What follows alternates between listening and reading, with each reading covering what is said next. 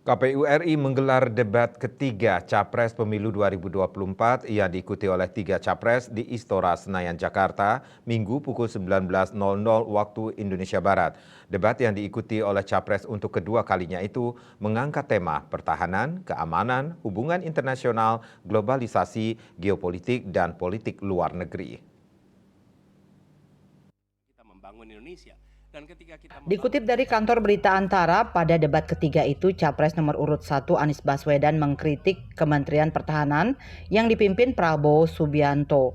Anies menyebutkan Kemenhan memiliki anggaran 700 triliun rupiah, tetapi hanya mampu membeli alutsista bekas. Pernyataan ini dinilai pengamat politik Uniska Banjarmasin, Jainuddin Nasrullah tidak akurat sebab dana Kemenhan tidak hanya membeli alutsista. Sebenarnya dana Kementerian Pertahanan ini untuk membeli alutsista hanya mencapai 100 triliun.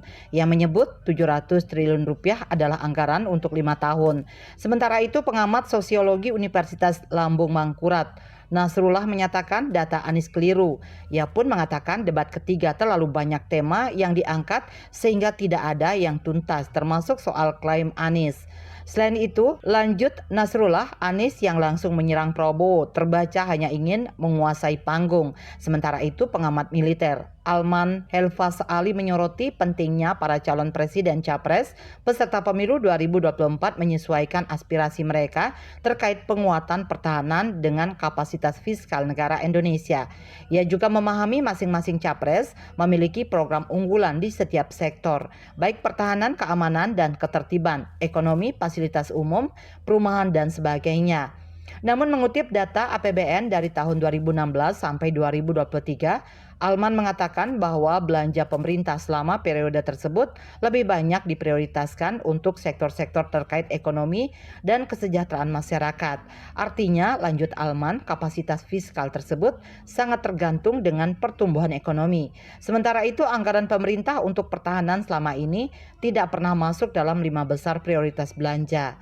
Oleh karena itu, Alman menyarankan agar para capres menyesuaikan aspirasi mereka soal belanja negara untuk penguatan pertahanan sesuai dengan kapasitas fiskal Indonesia saat ini.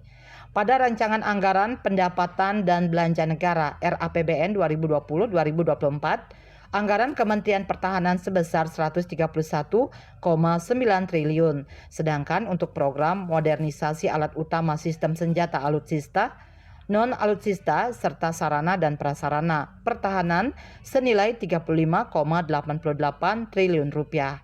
KMB Bali Pos melaporkan.